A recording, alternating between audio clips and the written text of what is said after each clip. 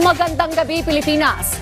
Bayan, asahan na ang mas mabilis at komportableng biyahe patungong Boracay at iba pang tourist destination sa Aklan at karatig na lugar. Masisimulan na kasi ang konstruksyon ng bagong passenger terminal building sa Katiklan, Aklan matapos isagawa ang groundbreaking ceremony ng proyekto na pinangunahan mismo ni Pangulong Ferdinand R. Marcos Jr. Kumpiyansa ang Pangulo na lalong sisigla ang turismo sa bansa sa sandaling maisaayos ang passenger terminals, hindi lang sa Aklan kundi sa iba pang lugar na dinarayo ng mga turista. Yan ang ulat ni Jessie Atienza ng BTV Cebu. Dumating sa lalawigan ng Aklan si Pangulong Ferdinand R. Marcos Jr. para pasinayaan ang opisyal na groundbreaking ceremony ng bagong Katiklan Passenger Terminal Building. Kasama niya sa seremonya si DOTR Secretary Vince Dizon, mga opisyal ng Civil Aviation Authority of the Philippines at ang chairman at CEO ng San Miguel Corporation na si Ramon Ang, na kaagapay ng pamalaan sa proyekto sa pamamagitan ng Megawide Construction Corporation. Well, this is a very important day. As Chairman Ramon has very clearly laid out, this is what we could refer to as a much-awaited project dahil ang dami-daming pinagdaanan, nasimulaan, natigil, nalipat, maraming pagbabago bago tayo umabot dito sa araw na ito. Ngunit, nandito na tayo. We are very happy and we are all very excited that we are slowly putting together the building blocks of our policy of opening up our areas, tourist areas, our business areas, to international travelers without having to go through the Manila airport.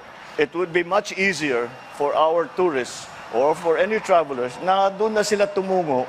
Kagaya dito, diretso na sila dito sa Katiklan.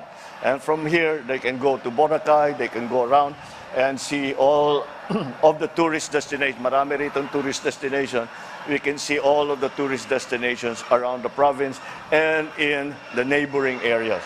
Ayon kay Pangulong Ferdinand R. Marcos Jr., 8% sa GDP ng buong bansa ay nagmumula sa tourism industry at nais niya itong mapalago pa sa tulong ng pagpapatayo ng mga infrastruktura na magagamit ng mga turista para sa mas mabilis na pagbiyahe ng direkta sa mga tourist destinations ng bansa. The influx of people, of travelers, is going to be a big boost to the local economy and, I might add, the national economy. Tourism right now contributes close to 8% to our GDP. And that is something that we want to increase. And that is why these projects that we have are also very important. We are doing the same things for many regional airports. We have been talking about Iloilo. We have made agreements with in Bohol, in Siargao.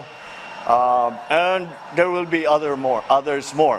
Dagdag ng Pangulo, ang mga infrastructure projects gaya ng bagong Katiklan Passenger Terminal Building ay makapagbibigay ng pagkakataon para sa Pilipinas na manguna sa isipan ng mga turista at businessmen mula abroad na bisitahin o di kaya'y mamuhunan.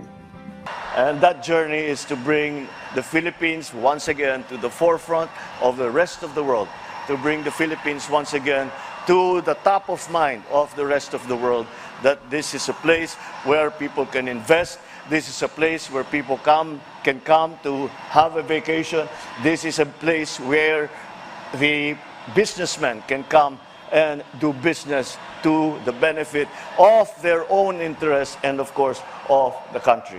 Binigyang diin din ng Pangulo ang kahalagahan ng pagtutulungan ng national government, local government units at maging ng pribadong sektor para sa mga proyektong makatutulong sa pag-unlad ng bansa. And that's why kailangan natin pasalamatan ang local governments dahil kung hindi sa local government, both on the provincial and the municipal side, kung hindi sa inyong tulong, hindi namin magagawa at hindi namin mabubuo yung daan kung saan kailangan ma-expropriate o kailangan magkaroon ng negotiation. At we always turn to local governments to help us. And once again, that has been fruitful. And it just goes to show, exactly like the governor has said, when the national government, the local government, and the private sector work together, hand in hand, not opposite sides, but hand in hand, this is what we can achieve. So we look forward to many, many more of this. Ayon naman sa Megawide Construction Corporation na siyang kaagapay ng pamahalaan sa pagpapatayo ng bagong Katiklan Passenger Terminal Building matatapos ang pasilidad sa loob lamang ng 2 taon. Isang hakbang tungo sa mas maliwanag na kinabukasan ng lalawigan ng Aklan. Mula sa PTV Cebu, Jesse Atienza para sa Pambansang TV sa Bagong Pilipinas.